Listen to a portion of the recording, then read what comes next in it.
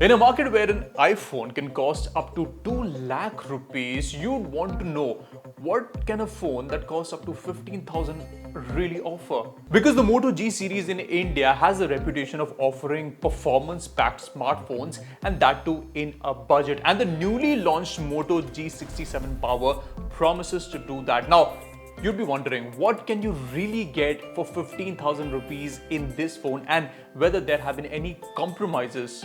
Let's try to find that out in our review.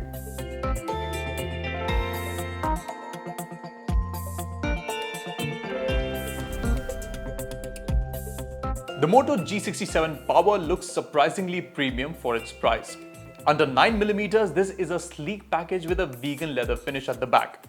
It feels comfortable in the hand, and we loved this purple color. Definitely not your typical budget segment glossy plastic vibe. But is this the thinnest phone? Clearly no. But it's light, grippy, and feels more expensive than it is. So design gets a thumbs up.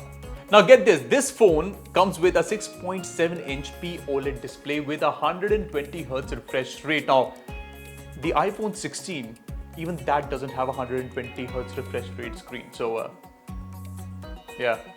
As far as the display goes, colors pop out, blacks are deep, and everyday scrolling feels smooth.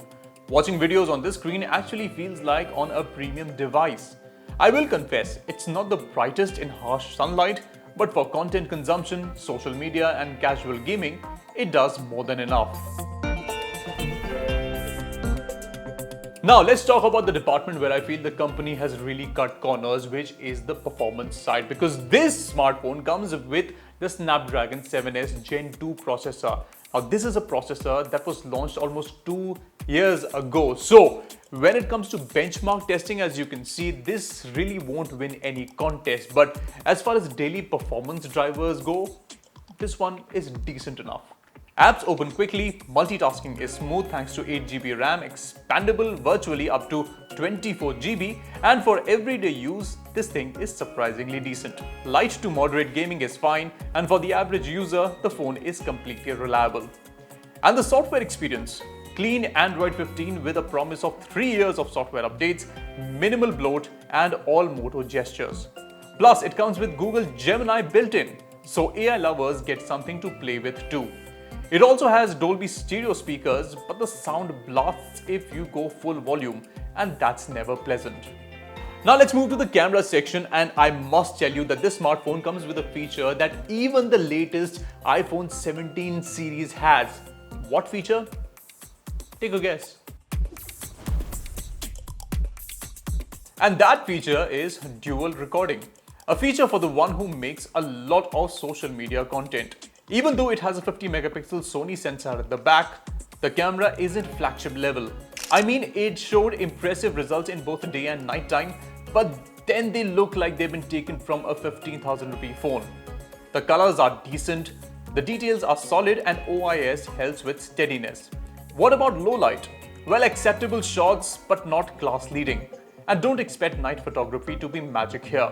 Selfies from the 16-megapixel camera are decent, portraits look clean, but video stabilization could have been better. So cameras aren't the Moto G67's strongest suit, but they're reliable enough for social media use. Battery is the real game changer here. 7000 mAh, and that lasted me almost 3 days on average use. It's not that heavy thanks to silicon carbon used inside. However, I would have liked the charging speeds to be more than 30 watts, which takes forever to charge this phone. So minus points in this department. So we'll just conclude with the verdict, and also let me give you a couple of pros and cons of this device. Now the pros: it has a fantastic design, doesn't look cheap at all, vegan leather at the back, and looks solid, and it's also getting IP64 water resistance, which is great. The display is good enough, but 7000 mAh battery inside of this, and it's also not that heavy. So I think the design department has done a good job. And also 3.5mm headphone jack and Dolby stereo, which is I mean, great for a phone in this price segment. Now, talking about some of the cons of this device, I feel Snapdragon 7S Gen 2 just too old of a processor, so lagging could be a bit of a problem.